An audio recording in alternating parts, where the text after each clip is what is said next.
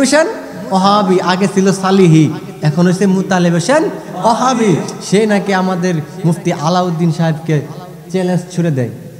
ওনার ছাত্রকে সে চ্যালেঞ্জ দেয়। আমার মনে হয় না ছাত্রের সাথে উস্তাদ কখনো পারবে, কারণ উস্তাদের নসিব খারাপ হয়ে গেছে। উস্তাদের নসিবটা কি মন্দ, কারণ নবীর বিরুদ্ধে সে এখন লাগতেছে। কথা কোন ঠিক কিনা? এরকম মৌলবী আপনাদের সমাজে আছে কিনা? কথা কোন ঠিক কিনা? সেই 20টা বছর যাবৎ সোনাকান্দা দরবার শরীফে খেদমত করেছে, 20টা বছর রসুলের পক্ষে কথা বলেছিল। এই 20 বছর আহলে সুন্নাত ওয়াল জামাতের প্রত্যেকটা আলেম তাকে সমর্থন করেছে এবং কি আজীবন সমর্থন করবে।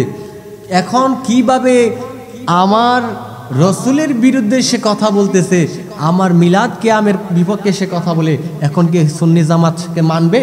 তাকে কখনো গ্রহণ করবে না আহলে সুন্নাত ওয়াল জামাত। মুফতি আলাউদ্দিন জিহাদি হুজুর যেহেতু চ্যালেঞ্জ গ্রহণ করেছে, আমরা মুফতি আলাউদ্দিন জিহাদি হুজুরের সাথে আসি। আপনারা থাকবেন ইনশাল্লাহ। সবসময় সত্যের জয় হয়, সবসময় আশিক রাসূলদের জয় হয়, সবসময় নবী প্রেমিকদের জয় হয়।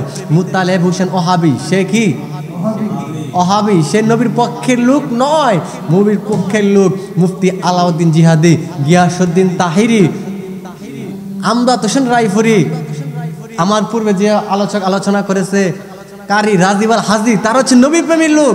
তাদের পক্ষে আপনারা সাফাই গাইবেন। কিসের মুতালিব হোসেন কি ওহাবি? আগে ছিল কি সালিহি। যখন সে সোনাকান্দা দরবার শরীফে খেদমত করতেন, তাকে আমরা সম্মান করতাম, তখন তার নাম ছিল সালিহি। এখন সে হয়ে গেছে ওহাবি। সে ওয়াজ মাহফিলে বলে আমি আগে ছিলাম হাফ ওহাবি। কি হাফ ওহাবি? মুতালিব হোসেন সালেহি সে ওয়াজের ময়দানে উঠে বলে সে আগে নাকি ছিল হাফ ওহাবি, এখন সে ফুল ওহাবি। গর্বের সাথে বলতেছে সে ওহাবি। কেমন বদ নসিব, কেমন বদ কপাল ওর। আমার কেউ যদি ওহাবি কয়, আমার পুরোটা শরীরে কিন্তু চলবো। কে লেগা?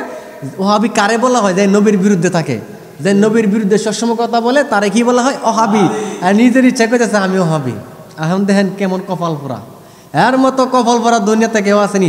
কিছুদিন পূর্বে হের এক ছাত্র আমার ফোনে কল রেকর্ড আমার কাছে আছে, আমার ফোনে হুমকি দিছে, ধমকি দিছে, কেন আমি মুতালিব হোসেন ওহাবির বিরুদ্ধে কথা বললাম। আমি তো সবসময় ওহাবি, সে তো বড় সেলিব্রিটি হোক না কেন, সবসময় আমি তার বিরুদ্ধে কথা বলবো, যাইনি আমার নবীর বিরুদ্ধে কথা বলি। কথা কোন ঠিক কিনা? আপনারা কি বলবেন না? এই পাহাড় ফুলদির লোকেরা কি কথা বলবে না? এই যুগসর শিবপুরের লোকেরা কি কথা বলতে পারে না? অবশ্যই পারে। যে নবীর বিরুদ্ধে কথা বলবে, যে নবীর বিরুদ্ধে কথা বলবে, আমরা তার বিরুদ্ধে আঙ্গুল চালাতে কি সবসময় প্রস্তুত, সদা প্রস্তুত থাকবো ইনশাল্লাহ। তো আমি